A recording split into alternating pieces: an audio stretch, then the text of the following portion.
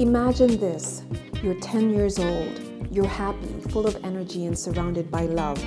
You and your siblings go to one of the best schools in town and you enjoy a fun-filled, peaceful existence. You have two loving parents that are incredible role models. They've done really well for themselves, and as a result of their hard work and successes, you have everything that you need and anything that you would desire. Then one day, without warning, everything changes. Your peaceful existence turns into this horrific flight for your life. You're uprooted from your homeland and forced into exile. Everyday conveniences become luxuries, and many of them are now completely out of reach. This is Derreck Kayongo's incredible story. It's not a wonder that Derreck has been named one of CNN's top 10 heroes of 2011. Derreck's story is all about how the seemingly little things that we often take for granted in life, like soap, can make a tremendous life-death difference for others.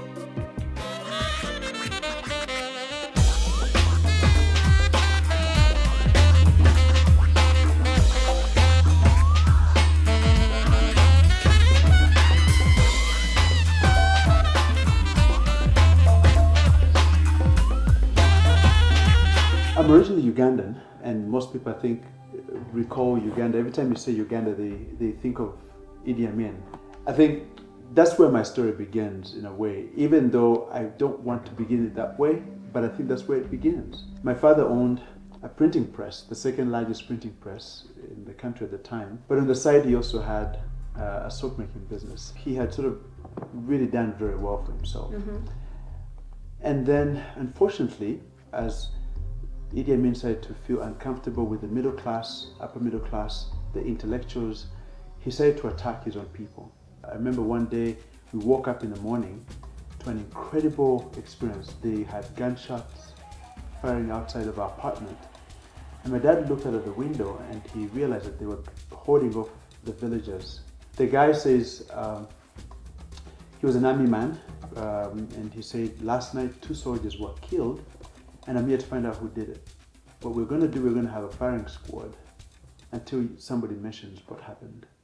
He proceeded to pick 4 people out of the audience, brought them to the front, asked the question again. He shot them point blank right there. And he picked up another 4, 1, 2, 3, 4, come up, come up. And people were screaming, crying. I mean, it was mayhem. So they come to the front. He pulls out his pistol again and he asks the question again and he shoots them. That was 8.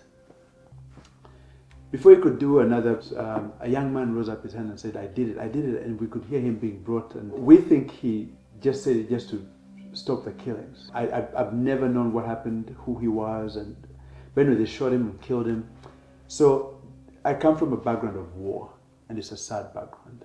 But then after that experience, my father and mother, I think, had a bedroom discussion, boardroom kind of thing. And my mother said, that's it, we've got to leave.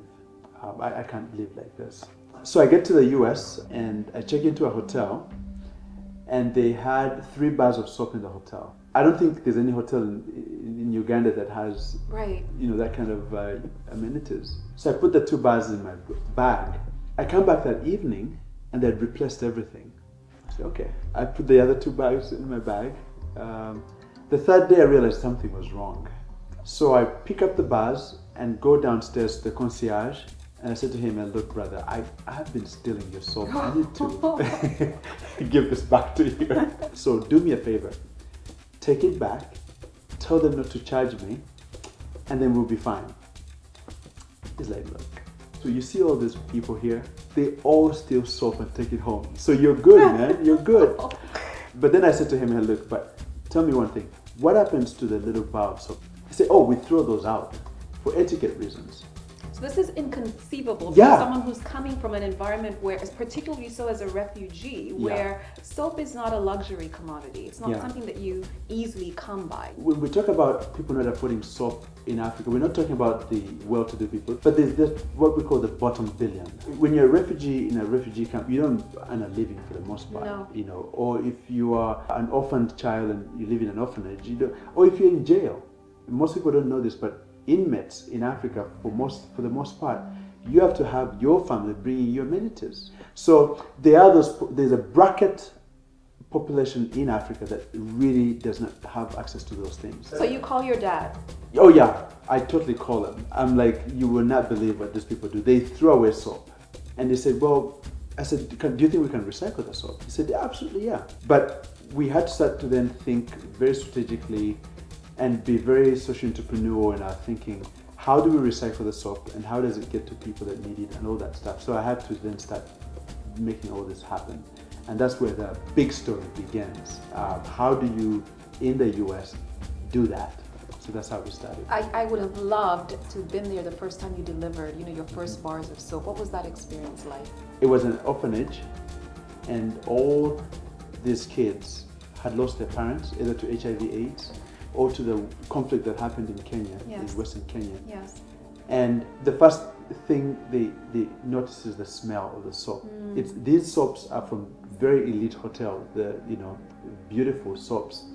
So the girls especially, and they pick it up and smell it and they go, and the girls just loved me to death. You can imagine the infatuation that was going on there. And the boys too, I mean, they love the soap, and then they wash with it, and it's shiny. Oh, it was unbelievable. I cried, actually. I just lost it.